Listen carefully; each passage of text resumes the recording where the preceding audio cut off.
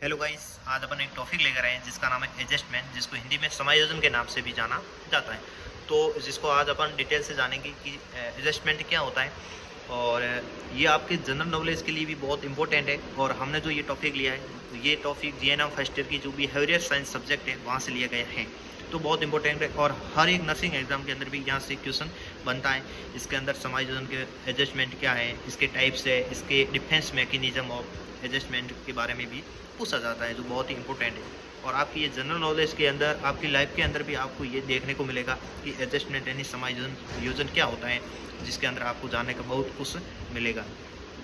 तो इसको सबसे पहले मैं आपको समझाऊंगा और उसके बाद आपको मैं नोट्स है वो प्रोवाइड करूंगा, जिसको आप आपकी नोटबुक के अंदर भी लिख सकते हैं। आप हमारी वीडियो को पहली बार देख रहे हैं तो वीडियो को लाइक करें, शेयर करें और हमारी चैनल को सब्सक्राइब जरूर करें, ताकि हर वीडियो का जो नोटिफिकेशन है जो आपको मिलता रहे और आप इसी प्रकार हमारे साथ जुड़े रहिए। पहले अपन बात करेंगे कि एडजस्टमेंट होता क्या है, जिसकी परिभाषित करेंगे, इसको समझेंगे। उसके बाद इसकी क्या विशेषताएं हैं और इसके क्या लक्षण है एडजस्टमेंट के, उसके बारे में अपन जानेंगे। उसके बाद जानेंगे कि एडजस्टमेंट के कितने टाइप्स होते हैं। उसके बाद लास्ट में अपन जानेंगे एडजस्टमेंट के डिफेंस मैकेनिज्म, मतलब समायोजन का वर्गीकरण के बारे में अपन आज डिटेल से जानेंगे। तो वीडियो को स्किप ना करें, वीडियो को पूरा का पूरा देखें, जिसको आपको पूरी तरह से समझ में आ सके। तो एडजस्टमेंट क्या होता है? प्रत्येक व्यक्ति अपनी जीवन काल में, प्रत्येक व्यक्ति अपने संपूर्ण जीवन काल में अनेक समस्याओं का सामना करता है, जिससे व्यक्ति अपना मानसिक दबाव एवं शारीरिक दबाव तनाव है जो महसूस करता है। ये व्यक्ति की शारीरिक आवश्यकता जैसे भूख, प्यास, नींद और मानसिक आवश्यकता जैसे स्वतंत्रता, सुरक्षा और प्रशंसा आदि की पूर्ति नहीं होने के कारण ही व्यक्ति के अंदर उत्पन्न होती है। व्यक्ति इन परिस्थितियों को दूर करने के लिए या व्यक्ति इस तनाव को दूर करने के लिए परिस्थिति या वातावरण के साथ जो अपना तालमेल है वो स्थापित करने में सफल हो जाता है। इसी को ही क्या कहेंगे, एडजस्टमेंट या समायोजन कहा जाता है। अब जो पूरा आगे का डिटेल्स का जो नोट्स है, जो आपको मैं अभी लिखित में जो प्रोवाइड कराऊंगा। आज बात करेंगे एडजस्टमेंट के बारे में, समायोजन। तो प्रत्येक व्यक्ति अपने संपूर्ण जीवन काल में अनेक समस्याओं का सामना करता है, जिससे व्यक्ति के मानसिक दबाव एवं तनाव है जो महसूस करता है। ये व्यक्ति की शारीरिक आवश्यकता जैसे भूख, प्यास, नींद व मानसिक आवश्यकता जैसे सुरक्षा, स्वतंत्रता, प्रशंसा आदि की पूर्ति नहीं होने के कारण जो व्यक्ति के अंदर उत्पन्न होती है। यदि ये चीज़ें व्यक्ति के भूख, प्यास, नींद और सुरक्षा, स्वतंत्रता आदि मतलब पूर्ति नहीं होती, तो व्यक्ति में क्या उत्पन्न हो जाता है? मानसिक दबाव और तनाव, स्ट्रेस ये व्यक्ति के अंदर उत्पन्न हो जाता है। यदि व्यक्ति इस तनाव को दूर करने के लिए परिस्थिति या वातावरण के साथ अपना तालमेल स्थापित करने में सफल हो जाता है, व्यक्ति किसी भी प्रकार सा मतलब कार्य करके इस परिस्थितियों, बुरी परिस्थितियों से यदि बाहर निकल जाता है, वो सफलता पा लेता है, तो उसी को क्या कहते हैं? उसी को एडजस्टमेंट या समायोजन कहते हैं। मतलब वातावरण के साथ अपना तालमेल स्थापित करने में यदि सफल हो जाता है, तो उसी को एडजस्टमेंट या समायोजन कहा जाता है। अब अपन बात करेंगे समायोजन की विशेषता है। तो सबसे पहले अपन बात कर लेते हैं सार्वभौमिक। तो एडजस्टमेंट एक यूनिवर्सल प्रक्रिया है। प्रत्येक प्राणी जो सभी को वातावरण के साथ समायोजन करता है और ये हर काल समाज में पाई जाती है। बात करें गतिशीलता, तो ये एक डायनेमिक प्रक्रिया है। संसार गतिशील है और संसार की प्रत्येक वस्तु तथा परिस्थितियों में समय के अनुसार परिवर्तन आता है, तथा इस परिवर्तनों के अनुसार व्यक्ति को अलग अलग प्रकार से एडजस्टमेंट करना पड़ता है। अर्थात गतिशील होने के साथ साथ ये जो एक निरंतर प्रक्रिया है। उसके बाद अचेतन प्रक्रिया के अंदर इसकी विशेषता बात करें तो ये एक अचेतन प्रक्रिया है और इसमें कई बार क्या होता है कि समायोजन जानबूझकर किया जाता है और ये एक चेतन प्रक्रिया होती है, किंतु अधिकांश परिस्थितियों में अनेक व्यक्ति है जो अचेतन रूप से समायोजन करता है। उसके बाद आता है संघर्ष का परिणाम। तो समायोजन वातावरणीय परिस्थितियों एवं व्यक्ति की हिंसाओं के मध्य संघर्ष का परिणाम है। उसके बाद आता है सामाजिक आवश्यकता। तो समायोजन एक सामाजिक आवश्यकता भी है। इसके माध्यम से समाज को विखंडन होने से बचाया जा सकता है। और उसके बाद आता है समायोजन के मध्य से व्यक्ति की जो हेतु मानसिक शांति है, जो संतोष एवं समाज को में शांति को बढ़ावा भी मिलता है। तो ये इसकी हो गई विशेषता है। उसके बाद अपन बात करेंगे जो बहुत इंपॉर्टेंट है, उसके बाद आता है सुसमायोजित व्यक्ति के लक्षण क्या है। तो ये व्यक्ति अपनी कमियों को स्वीकार करते हैं और उन्हें दूर करने के लिए प्रयत्न करते हैं। मतलब एडजस्टमेंट नहीं होता है तो क्या करते हैं, जो कमी रहेगी उसके लिए एडजस्टमेंट नहीं हुआ तो वो एक अपनी कमी होती है उसको स्वीकार करते हैं और उनको दूर करके समायोजन करते हैं। उसके बाद व्यक्ति अपनी असफलता का कारण दूसरों को नई स्वयं अपने आप को मानते हैं। इसमें क्या होता है, यदि कोई सफलता नहीं मिलती है तो दूसरों को दोषी नहीं ठहराया जाता, वो खुद अपने स्वयं को दोषी ठहराया जाता है, क्योंकि कहीं न कहीं उसमें कमी रही है तभी उसको सफलता नहीं मिली है। दूसरी बार वो अच्छा करेगा तो मतलब उसको सफलता ज़रूर मिलेगी। ये व्यक्ति असफलता के कारणों का पता लगाने के लिए लगाना और अपने जो उससे दूर करने का प्रयत्न करते हैं। मतलब असफलता का कारण क्या है उसका पता लगाना है कारणों का, और जो असफलता हुई है उसको दूर करने का प्रयत्न करते हैं। सुसमाजित व्यक्ति वातावरण और परिस्थितियों पर नियंत्रण रखता है और उसी के अनुकूल व्यवहार करता है। तो जो सुसमाजित व्यक्ति होती है वो वातावरण और परिस्थिति पर क्या रखना चाहिए, नियंत्रण रखना चाहिए, और उसी के अनुकूल ही व्यवहार है जो करना चाहिए। उसके बाद आता है समायोजित, मतलब एडजस्टमेंट के तरीके, किस प्रकार से हम है जो समायोजित कर सकते हैं। तो प्रत्येक व्यक्ति अपने आप को समायोजित करने का प्रयास करता है, और समायोजन को दो प्रकार से होता है। एक तो होता है डायरेक्ट और एक होता है इनडायरेक्ट। एक डायरेक्ट प्रयास से हो सकता है, एक इनडायरेक्ट प्रयास से। तो डायरेक्ट प्रत्यक्ष प्रयास क्या है, जिसके अंदर हम बात करते हैं सबसे पहले, तो इस प्रयास में व्यक्ति अशांति उत्पन्न करने वाले के साथ तालमेल बिठाने हेतु सीधा प्रयास करता है। मतलब जो अशांति उत्पन्न करने वाले जो होते हैं उसके साथ सीधा एक तालमेल बिठाने का प्रयास करते हैं। सबसे पहले इसके अंदर आता है कॉम्प्रोमाइज़, जिसको हिंदी में चुलह के नाम से जाना जाता है। तो इसमें व्यक्ति के लिए जब परिस्थितियां अनुकूल नहीं होती है व्यक्ति के, तो तब वह सामने वाले पक्ष के साथ क्या कर लेता है, समझौता कर लेता है। मतलब जब व्यक्ति की परिस्थितियां मतलब ठीक नहीं होती है, उसके अनुकूल नहीं होती है, उसके वंश में नहीं होती है, तो वो क्या करते हैं, मतलब वो सामने वाले पक्ष के साथ समझौता कर लेता है। उदाहरण के तौर पर अपन देख लेते हैं, जैसे दो देशों के मध्य युद्ध में हारने वाले देश के द्वारा दूसरे देश के साथ समझौता कर लेता है। जैसे दो देशों के मध्य युद्ध हो गया, एक जो युद्ध हुआ है एक देश का, वो देश क्या हो गया, भारी पड़ गया। जैसे इंडिया पाकिस्तान का युद्ध हुआ है, जिसके अंदर जो इंडिया है, जो भारत का युद्ध है, जो भारत क्या पर गया है, उससे मजबूत है, उसको हरा दिया है, तो वो पाकिस्तान क्या कर लेगा, भारत से समझौता कर लेगा। मतलब वो कुल मिला के हार मान लेता है। तो इसी प्रकार उदाहरण में समझाया गया कि दो देशों के मध्य ये युद्ध हारने वाला देश है जो दूसरे देश के साथ समझौता कर लेता है। तो इसी को ही कॉम्प्रोमाइज़ कहते हैं, समायोजन होता है ये। इसके बाद दूसरा आता है टॉलरेंस। तो इस समायोजन में दो पक्ष के बीच में असंतुलन एक व्यक्ति द्वारा दूसरे व्यक्ति की बातों को सहन कर लेता है, जिसमें व्यक्ति की बातों सुनकर अपने मन से निकाल देता है, और दोनों पक्ष या एक पक्ष स्वयं के व्यवहार में क्या करता है, परिवर्तन लाकर समाज से करने का प्रयत्न करता है, और ये एक प्रकार से टालने की प्रक्रिया है। तो इसमें समायोजन किससे करके करेगा व्यक्ति, जैसे दो व्यक्ति है जो दोनों पक्ष है, ठीक है, वो क्या कर रहे हैं, झगड़ा कर रहे हैं, तो एक व्यक्ति सहन कर लेगा, उसकी बातों को सुन लेगा और वो आपके मन से निकाल देगा। उदाहरण के तौर पर अपन देखा जाए तो एक सास बहू की लड़ाई में क्या हो रहा है, बहू द्वारा सास की बातों को सहन करना क्या कर लेती है, जो बहू होती है वो अपनी ससुर की जो बातें होती है, झगड़ा होता है, उनको सहन कर लेती है, उसको वापस खुद नहीं कहती है, तो वो एक प्रकार से समायोजन हो जाता है। लेकिन आज के टाइम में तो जो बहुएं होती है वो सामने सासू को गालियाँ देने का कार्य करती है। तो आज के ज़माने की तो इसके अंदर बात भी अलग है। उसके बाद अपन बात करेंगे तीसरे नंबर की परिवर्तन, मतलब अब दृष्टिकोण में परिवर्तन लाना। व्यक्ति यदि किसी परिस्थिति में आ जाता है, बुरी परिस्थिति में, तो अपनी दृष्टिकोण में परिवर्तन लाकर उसको सफलता पा सकता है। जैसे इस समायोजन में व्यक्ति समायोजन करने के लिए अपनी दृष्टिकोण में बदलाव कर देता है, जिससे वह परिस्थितियों के साथ समायोजित कर सकता है। जैसे अपन उदाहरण तौर पर देखें तो 4 दोस्तों के ग्रुप में 3 दोस्त द्वारा मांस खाना और चौथे दोस्त को उसके खाने से परेशानी होना, तो इसमें क्या होता है, चौथा दोस्त है वो सभी को एक शाकाहारी बना देना, उससे एक खुद उस वातावरण में डल जाना है।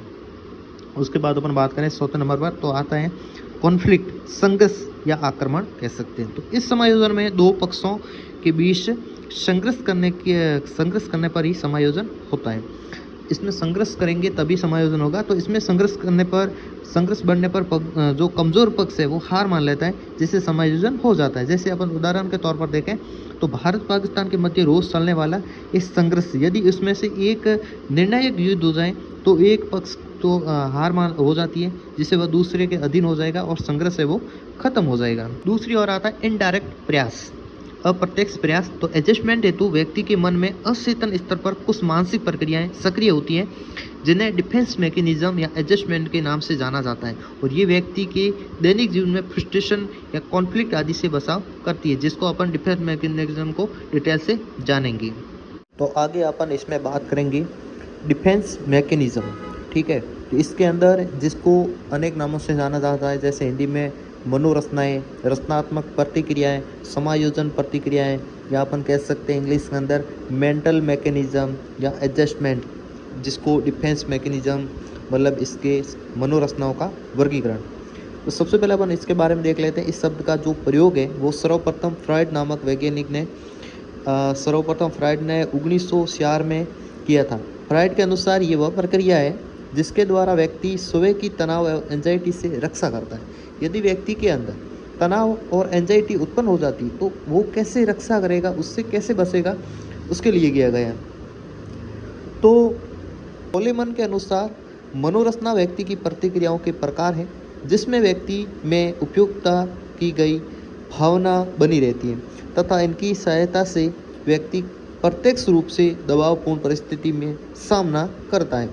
उसके बाद आता है J.F. ब्राउन के अनुसार DM व चेतन और अचेतन की प्रक्रिया है डिफेंस मैकेनिज्म, जिनसे आंतरिक संघर्ष कम होता है या समाप्ति और हो जाता है। उसके बाद अपन समझेंगे जो टाइप्स है, जो 15 से 16 टाइप्स है, जिसको अपन डिटेल से समझेंगे, बहुत ही इंपॉर्टेंट है। तो टाइप्स ऑफ डिफेंस मैकेनिज्म, और यहाँ से हर नर्सिंग एग्जाम के अंदर एक 15 नंबर का क्वेश्चन बनता है कि मनोरचना की विशेषताएं लिखो और मनुष्य द्वारा उपयोग में की जाने वाली विभिन्न रचनाओं का उदाहरण सहित है जो वर्णन करना है, जो अभी मैं आपको आगे बताऊंगा। तो डिटेल से बहुत ही इंपॉर्टेंट क्वेश्चन है जो 15 नंबर आपको देगा।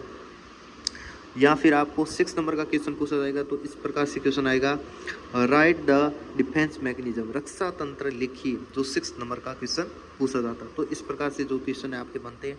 सबसे पहले टाइप से वो है कॉम्पेंसेशन, क्षतिपूर्ति हिंदी में कहा जाता है। तो ये क्या है और कैसी प्रतिरक्षा क्रिया है, जिसको अपन डिटेल से समझेंगे। तो क्षतिपूर्ति मनुष्य की सामान्य प्रवृत्ति है। यदि उसको एक दिशा में विशेष कमी का अनुभव होता है तो वह दूसरी दिशा की में उसकी जो पूर्ति का प्रयास करता है। यदि कोई व्यक्ति है, उसको किसी एक दिशा में क्या हो रही है, काम की कमी महसूस हो रही है, तो वो क्या करेगा, तुरंत ही एक्शन लेगा और अपनी जो कमी की पूर्ति करने के लिए उसकी दिशा है जो बदल लेगा। जैसे उदाहरण के तौर पर एक विद्यार्थी है जो परीक्षा में फेल हो जाता है, तो वह खेल की गतिविधियों में उत्कृष्ट प्रदर्शन कर उसकी पूर्ति कर लेता है। मतलब वो परीक्षा में पास नहीं होता है, पढ़ाई में मतलब इतना होशियार नहीं है, तो वो क्या करता है, अपनी दिशा बदल देता है, वो खेल की ओर चला जाता है जहाँ एक अच्छा प्रदर्शन करता है। उसी प्रकार दूसरा, एक अंधा व्यक्ति संगीतकार होकर अंधेपन का क्षतिपूर्ति करता है। यदि एक अंधा व्यक्ति है तो वो क्या करेगा, वो एक संगीतकार बन जाएगा, संगीत बढ़िया सा संगीत गाएगा और वो अपनी एक दिशा बदलकर अपना जो अच्छा प्रदर्शन करता है, जिससे उसके तनाव है, एंजाइटी है, वो क्या हो जाती है, कम हो जाती है। उसी प्रकार दूसरा देखते हैं अपन सब इंस्टीट्यूशन, जिसको हिंदी में प्रतिस्थापन कहा जाता है। सब इंस्टीट्यूशन का मतलब होता है जब व्यक्ति अपनी क्षमता से अधिक ऊंचा लक्ष्य निर्धारित करता है और असफल होता है, जिसमें उससे फ्रस्ट्रेशन मतलब एक कुंठा की उत्पत्ति होती है, और इस परिस्थिति में वह उसको काम करने हेतु पुनः निर्धारित लक्ष्य को एक निम्न स्तरीय लक्ष्य की ओर बदल देता है। यदि कोई व्यक्ति ऐसा मतलब कार्य करता है जिसमें उसकी उतनी क्षमता भी नहीं है, तो फिर वो क्या करता है, उसमें हासिल नहीं कर पाता है कुछ, तो वो क्या करता है, अपने जो क्षमता होती है उसके निम्न स्तर की क्षमता का कार्य करता है और उसमें वो एक अच्छा प्रदर्शन कर लेता है। तो वो क्या करता है, एक दिशा बदलता है। उदाहरण के तौर पर अपन देख लेते हैं, एक विद्यार्थी किसी कारणवश मेडिकल कॉलेज में प्रवेश लेने में असमर्थ होता है, तो वह फ्रस्ट्रेशन को दूर करने के हेतु चिकित्सा के अन्य क्षेत्र जैसे नर्सिंग, फार्मेसी में प्रवेश लेता है, जिससे उसकी जो एंजाइटी, तनाव है वो हो जाए, कम हो जाए। उसके बाद अपन बात करते हैं उन्नयन, सब्लिमेशन की शक्ति को उसके सामान्य लक्षणों से हटाकर उन्नत लक्ष्यों में लगा देना। जो प्रेरणा की शक्ति उसके सामान्य लक्षणों से हटाकर क्या लगा देना है, उन्नत लक्ष्यों में लगा देना है। अपने असामाजिक भावों को सामाजिक रूप से स्वीकृत कार्यों में लगाना, जिससे समाज की आलोचना से बचा जा सके। उदाहरण के तौर पर एक प्रेमी अपनी प्रेमिका से के विरोध में एक अच्छा कवि बन सकता है, ठीक है, और एक आक्रामक व्यक्ति अपनी भावनाओं को सैनिक या ऑप्शन बनकर अच्छी तरीके से व्यक्त कर सकता है। उसके बाद आता है युक्तिकरण, रेशनलाइजेशन। मनुष्य में एक सामान्य प्रवृत्ति होती है कि वह अपने दोषों एवं गलतियों के लिए कुछ न कुछ कारण निकाल देता है, जिससे उसका आत्मसम्मान बना रहता है और दूसरों की आलोचना से भी बच सकता है। तो ये भी एक तनाव या एंजाइटी को व्यक्तिकरण मतलब कम करने का एक तरीका है। क्या है? युक्तिकरण। इसमें व्यक्ति क्या करता है कि वह अपने दोस्त से और गलत कामों को लिए कुछ न कुछ क्या निकाल देता है, कारण निकाल देता है गलतियों का, जिससे वो क्या करे, समाज के अंदर लोगों की आलोचना से बचा जा सके। जैसे उदाहरण के तौर पर यदि कोई विद्यार्थी परीक्षा में फेल हो जाता है, असफल हो जाता है, तो वह अपनी असफलता का कारण क्या बता देता है कि मैं बीमार था, या हॉस्टल में अशांत वातावरण था, हॉस्टल अच्छा नहीं था, जिससे मेरी क्या नहीं हो सकी, पढ़ाई नहीं हो सकी। तो वो आदि को दोषी ठहराता है, वो खुद को नहीं ठहराता है, ताकि उसकी एंजाइटी और तनाव से कम हो और लोगों की आलोचना से बचा जा सके। ऐसी उदाहरण के तौर पर अपन दूसरा देखते हैं, एक स्त्री जो अधिक खर्चीली है, वह बाजार से अधिक कपड़े खरीद लाती है और ये तर्क दे सकती है कि कपड़े सस्ते थे और सेल लगा हुआ था, इसलिए मैंने जो अधिक है वो खरीदारी की है। उसके बाद आता है दमन, तो इंग्लिश में रिप्रेशन के नाम से भी जाना जाता है। इस मनोरचना के दौरान घातक हिंसाएं, असहन स्मृति आदि को चेतना से अलग कर दिया जाता है। इसे भावनात्मक विस्मृति कहा जाता है। ये प्रक्रिया अचेतन रूप से होती है। इस प्रक्रिया में अवांछित और दुखदायी विचार तथा असहनीय स्मृतियाँ चेतन मन से अचेतन मन में धकेल दी जाती हैं। उदाहरण के तौर पर अपन देखें, एक बच्चा अपनी माँ की डांट सुनकर बुरा मानता है और क्रोधित होता है, और वह एक भावनाओं को रिप्रेस बुलाने की कोशिश भी करता है माँ को। तो इस प्रकार जो होता है ये दमन होता है। मतलब इसमें क्या होता है कि जो व्यक्ति के जो दुखदायी विचार होते हैं, उस स्मृतियों को व्यक्ति क्या करता है, चेतन से अपना जो अचेतन माइंड होता है उसके अंदर धकेल देता है, उसको भुला देता है। उसके बाद 6 नंबर पर आता है सुधारीकरण, डूइंग।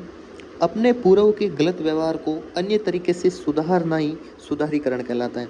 अपने जो पूर्व पहले के जो किया हुआ गलत व्यवहार है उसको क्या करना है, सुधारना है। उदाहरण के तौर पर देखें, किसी से टकराने पर स्वतः मुँह से सॉरी बोलना, ताकि अगला है जो बुरा ना माने और अपनी एंजाइटी भी कम हो सके। उसके बाद 7वें नंबर पर आता है तादात्म्य, को इंग्लिश में आइडेंटिफिकेशन कहा जाता है।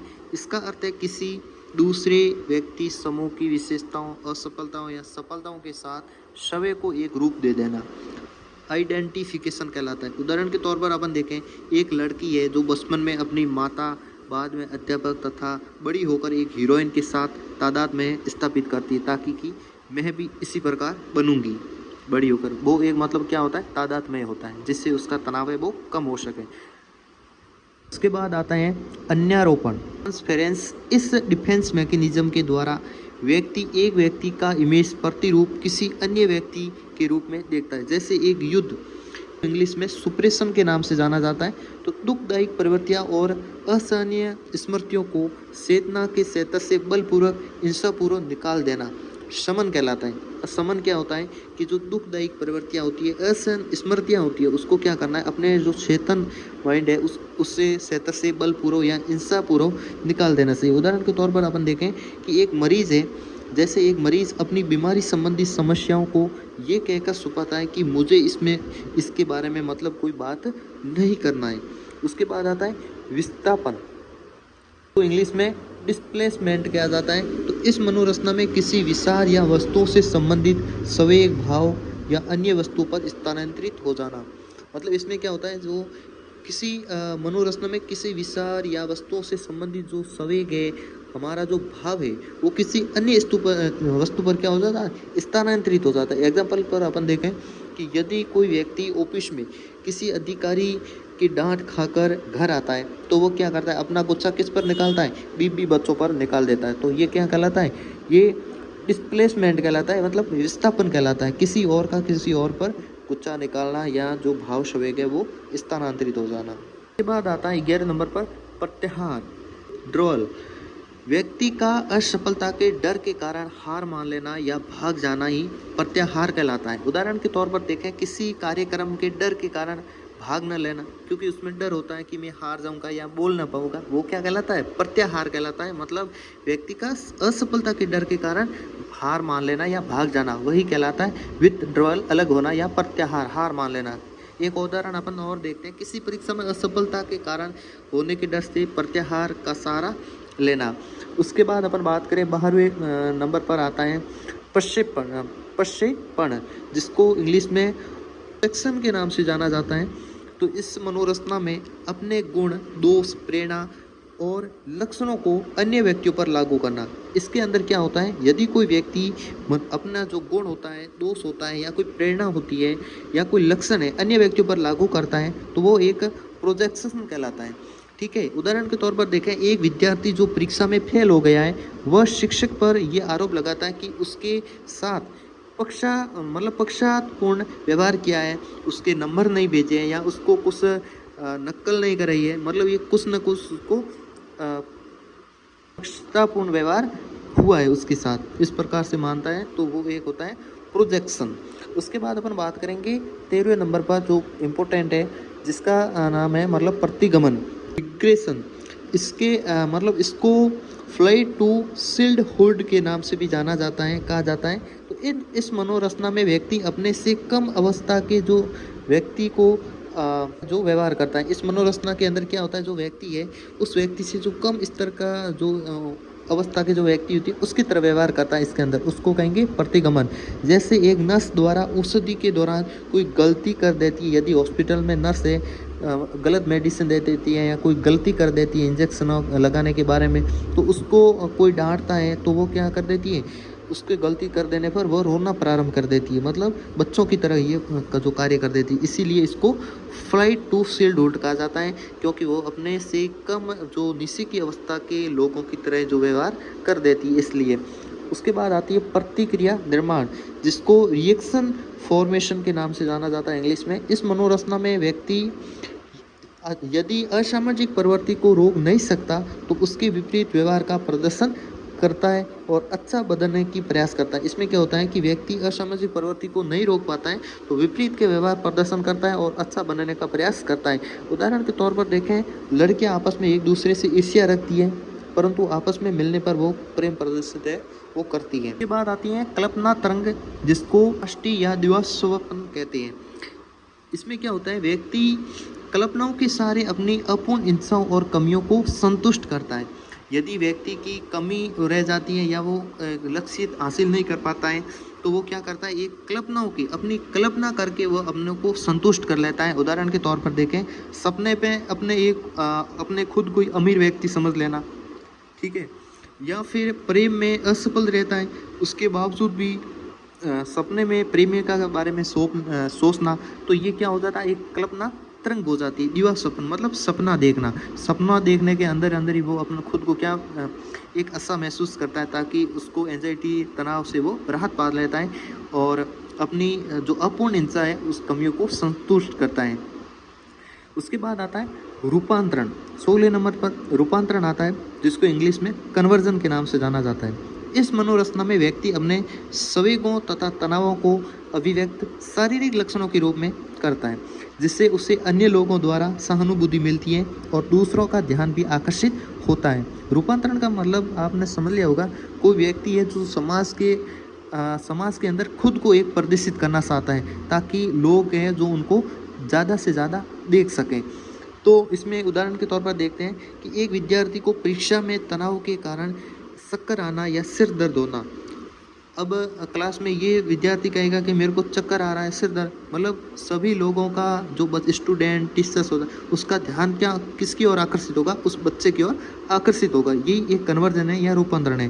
नोट इसके अंदर अपन लिख सकते हैं एक नॉर्मल भाषा में कि इस मनोरचना में दूसरे लोगों का ध्यान अपने ओर आकर्षित करना ही रूपांतरण कहलाता है या कन्वर्जन कहलाता है। तो ये एक डिफेंस मैकेनिज्म है जो बहुत ही अभी 16 है जो पूरी हो गई है, जो बहुत ही इम्पोर्टेंट है आपकी लाइफ के अंदर। जनरल नॉलेज के अंदर भी ये बहुत इंपॉर्टेंट है, जो आपको इसके बारे में जानकारी होनी ज़रूरी है। और हमारे लाइफ के अंदर ये चीज़ें होती है, बिल्कुल होती है। और नर्सिंग एग्ज़ाम के अंदर भी ये क्वेश्चन 15 नंबर का बनता है, जो बहुत ही इंपॉर्टेंट है। और आशा करता हूँ कि आपको ये पूरा का पूरा समझ में आया होगा। और आपको किसी प्रकार का कोई डाउट है तो वीडियो के कमेंट बॉक्स में कमेंट ज़रूर करें, ताकि आपका डाउट है हम क्लियर कर सकें। और इसी प्रकार आप हमारे साथ जुड़े रहिए। आप हमारे चैनल पर पहली बार है तो वीडियो को लाइक करें, शेयर करें और हमारे चैनल को सब्सक्राइब ज़रूर करें, ताकि हर वीडियो का नोटिफिकेशन है जो आपको मिलता रहे। धन्यवाद।